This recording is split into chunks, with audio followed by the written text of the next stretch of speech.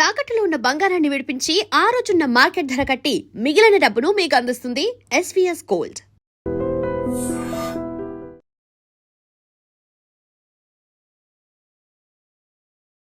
నమస్కారం, welcome to I dream. ధర్మ మార్గం విత్ విజిత కార్యక్రమానికి స్వాగతం. ప్రస్తుతం మనతో పాటు ఉన్నారు ప్రముఖ ఆధ్యాత్మికవేత్త ప్రవీణ్ గొల్లమూడి గారు. ఇప్పుడు వారితో మాట్లాడి మరిన్ని విషయాలు తెలుసుకుందాం. నమస్కారం అండి. నమస్కారం అండి. చాలా వరకు పెద్దవాళ్ళు చెప్తూ ఉంటారు, కాశీ క్షేత్రానికి వెళ్తే మళ్ళీ తిరిగి రారు అని చెప్పి. ఒకవేళ వెళ్ళాలి అన్నా కూడా అన్నీ అయిపోయి, అంటే వాళ్ళ పిల్లల వివాహాలు అయిపోయి, మనవళ్ళు మనవరాళ్ళు అంతా వచ్చి వీళ్ళు ఒక మంచి వృద్ధ వయసులోకి వచ్చిన తర్వాతే వెళ్ళాలి అని చెప్పి కూడా చెప్తూ ఉంటారు. కానీ ఇప్పటి పరిస్థితుల్లో చూస్తే ప్రతి ఒక్కరు వెళ్తున్నారు, వస్తున్నారు, అదంతా ఏం లేదు. ఇది వాళ్ళు ఏ ఉద్దేశంతో చెప్పారో మనకు తెలియదు. వెళ్ళడం ఒక ఎత్తు అయితే కాశీ గురించి, వెళ్ళిన తర్వాత అక్కడ మనం కాయో పండో ఏదో ఒకటి వదిలేసి రావాలి అని చెప్పి కూడా మళ్ళీ చెప్తూ ఉంటారు. నిజంగా అసలు వదిలేయాల్సింది ఏంటి? ఎందుకు వదిలేయాలి? కాశీకి వెళ్తే మనం ఈ తినే పదార్థాలని ఎందుకు చెప్తూ ఉంటారు దీని గురించి? ముఖ్యంగా అండి, కాశీ విషయంలో చెప్పినటువంటిది శాస్త్రం చెప్పిన పెద్దలు చెప్పిన ఏంటంటే, కాయాపేక్ష ఫలాపేక్ష ఈ రెండు పక్కన పెట్టాలి అనేటటువంటిది అక్కడ ఉన్నటువంటి కాన్సెప్ట్. ఈ కాయాపేక్ష అంటే కాయము అంటే శరీరము. Body is a water bubble. ఏ నిమిషాన ఏమైతుందో తెలియదు. ప్రతి ఒక్కడు ఏమనుకుంటాడంటే, నేను 70 ఏళ్ళు బతికి ఆ తర్వాత నాకు ఏదో రోగం వచ్చి నన్ను కొన్ని రోజులు ఇంటెన్సివ్ కేర్ యూనిట్లో పెట్టి నాకు తెలుస్తుంది పోయే ముందు, అప్పుడు కదా నేను పోయేది, చాలా టైం ఉంది, ఇప్పుడు అప్పుడే తొందర లేదనుకుంటాడు. సో కాశీకి వెళ్దాము అని ప్రిపేర్ అయినటువంటి వాడి మానసిక స్థితి ఎట్లా ఉండాలంటే, మనం 200 సంవత్సరాలు వెనక్కి వెళ్ళి ఆలోచించాలి. Where there is no transport లేదు, రోడ్డు సౌకర్యం లేదు, రవాణా సౌకర్యం లేదు, వెళ్ళిన వాడు వస్తాడన్నటువంటి నమ్మకం కూడా లేదు. కాబట్టి కాశీకి వెళ్తే ఇంకంతే అనేటటువంటి పరిస్థితి ఆ రోజుల నుంచి ఆలోచించుకుంటూ రావాలి. అది పరిస్థితులను బట్టి అలా చెప్పేవారు అప్పట్లో. అవును. కాయాపేక్ష అంటే ఈ శారీరక సంబంధమైనటువంటి బాండేజెస్ ఉంటాయి. వీటన్నిటి మీద ఆపేక్ష తగ్గిన తర్వాత నువ్వు కాశీ గురించి ఆలోచన చేయి. నెంబర్ 1. నెంబర్ 2, ఫలాపేక్ష అంటే మనం ప్రతిదీ ఏ చిన్న పని చేయటానికైనా సరే, ఇది చేస్తే నాకేంటి, ఇది చేస్తే నాకేంటి. అందుకే ఆనాడే గీతలో చెప్పాడు స్వామివారు, కర్మణ్యేవా అధికారస్తే. అరే నీకు కర్మ చేయటం నందు మాత్రమే అధికారం ఉందిరా, దాని రిజల్ట్ మీద నీకు లేదు. దీనికి మీరు చూడండి, వచ్చి ఆ వారణాసికి కరెక్ట్ లింక్. ఫలాపేక్ష వదిలేసేయి. ఇప్పుడు నేను కాశీకి వెళ్తాను వస్తాను అయితే నాకేంటి, అది అడగొద్దు నువ్వు. ఆ రకమైనటువంటి స్థాయిలో ఉన్నవాడు కాశీకి పోవడం వేస్ట్. అక్కడికి చేరిన తర్వాత కేవలము నీ ధ్యాస అనేటటువంటిది పరమేశ్వరుడు పైన మాత్రమే మనస్సు లగ్నమై ఉండాలి. అంటే మీరు చెప్పేది, ఎంతసేపు భగవంతుడి దగ్గరికి వెళ్తున్నాం అనగానే ఏదైనా కోరిక నెరవేరటానికి, ఏదైనా అనుకున్న పని జరగటానికి, ఏదైనా ఇబ్బంది ఉంటే దాని నుంచి బయటపడడానికే ఆలోచిస్తుంటాం. ఇవన్నీ ఏం పెట్టుకోకుండా భగవంతుడి మీద భక్తితో వెళ్ళాలి అని చెప్తున్నారా? శరణాగతి ఒకటి.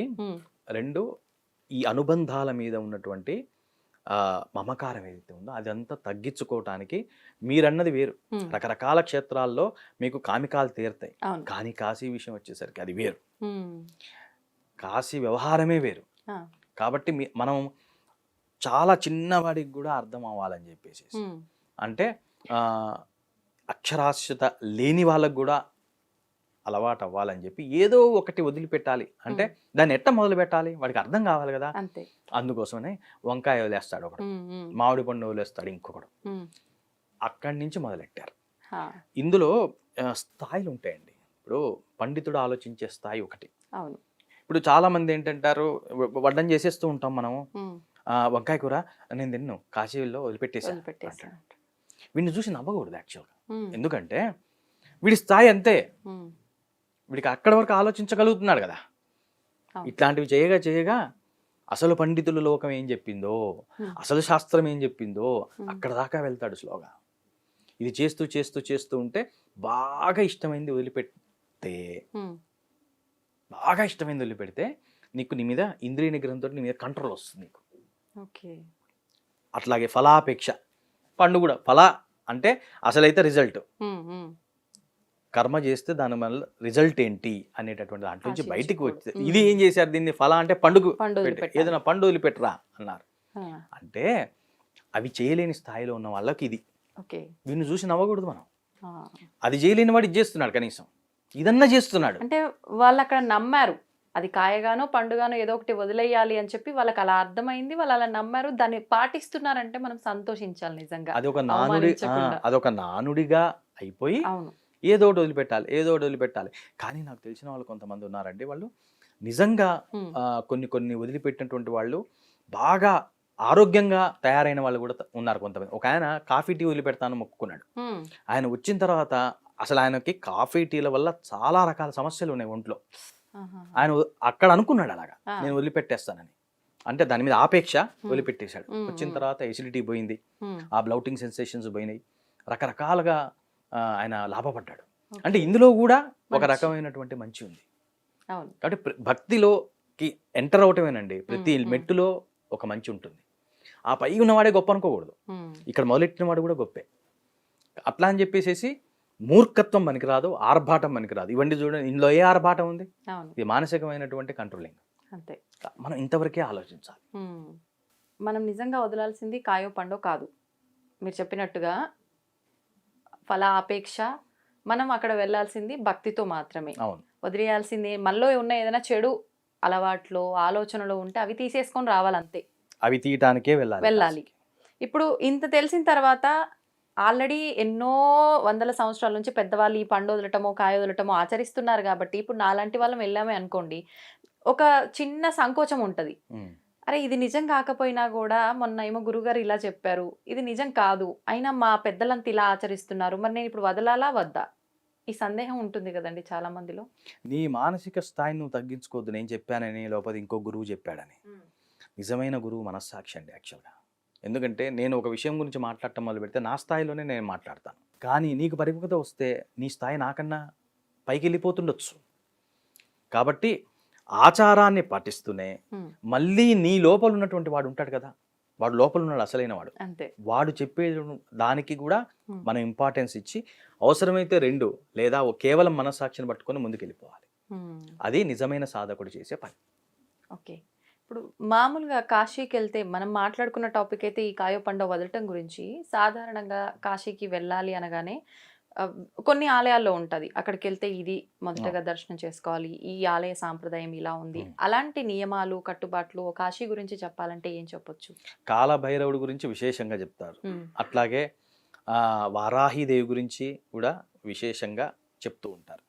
అయితే ముఖ్యంగా అక్కడ ఎక్కడికైనానండి, ఏ క్షేత్రానికి వెళ్ళినా మొట్టమొదలు మనం చేయవలసింది ఏంటంటే, దేవతలు అందరిలో ఉన్నటువంటి శక్తి ఒక్కటే, నియమితమైనటువంటి శక్తి ప్రకారంగా ఉపదేవతలు ఏర్పడ్డారు.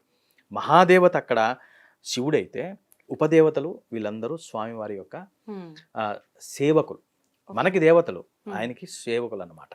కాబట్టి ఇందులో మళ్ళీ నియమాలు పెట్టుకొని మళ్ళీ దీనంతా స్ట్రెస్ చేసుకొని ఇక్కడ తర్వాతనే అక్కడ కదా, అక్కడ తర్వాతనే ఇక్కడ కదా, ఈ గందరగోళం కన్నా కూడా మనకు వీలును బట్టి, వెసులుబాటును బట్టి, అక్కడ ఉన్నటువంటి రష్ను బట్టి దాన్ని చక్కగా ప్లాన్ చేసుకొని వెళ్ళిన ప్రతి చోట దైవనామస్మరణ చేయటం ముఖ్యమండి. కాశీ విశ్వనాథుడి దగ్గర కూర్చుంటే విశ్వనాథుడిని, కాలభైరవుడి దగ్గర నుంచి ఆదిశంకరాచార్య కాలభైరవ అష్టకం ఉంది, ఆ కాలభైరవ అష్టకం ఒక 11 సార్లు చదువుకోవటం. వెనకా ముందుల జంజాటంలో పడద్దు, ఆ జంజాటం అదంతా అది పెట్టుకుంటే అది స్ట్రెస్, అది దానివల్ల మనకు వచ్చేది ఏమీ లేదు. కాబట్టి నీ సాధన అక్కడికి వెళ్ళి నువ్వు ఏ సాధన చేయదలుచుకున్నావు అది చేయాలి. అక్కడేవో కొన్ని నియమాలు ఉంటాయి, చెప్పులు వేసుకోకూడదు, చెప్పులు వేసుకోవాలి, గంగా స్నానానికి నియమం ఉంటుంది, అవన్నీ శుచిగా పాటిస్తూనే మానసికంగా విశ్వనాథుడికి నువ్వు ఎప్పుడైతే కనెక్ట్ అవుతావో అక్కడికి వెళ్ళినటువంటి ఏదైతే ఉద్దేశం ఉందో అది కరెక్ట్గా నెరవేరుతుంది. ఓకే. మూఢనమ్మకాలు, వెనక ముందులు, నిజంగా మీరు అన్నట్టుగా ఇవన్నీ పక్కన పెట్టి ఇంత దూరం నుంచి అంత దూరం వెళ్ళాము అంటే ఎవరి కోసం? ఆయన కోసం, శివయ్య కోసం. అంతే. ఆయన్ని మనస్ఫూర్తిగా చూసుకొని కళ్ళ నిండా నింపేసుకొని గుండె నిండా నింపేసుకొని వస్తే అదే పెద్ద సంకల్పం, పెద్ద ఆనందం నిజంగా.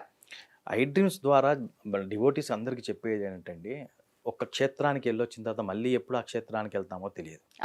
ఒక్కసారి మనసులో పెట్టుకొని వస్తే నిరంతరం చివరి రోజు దాకా మనసులో ఉండిపోయేట్టుగా దాన్ని అనుభవించి రావాలి.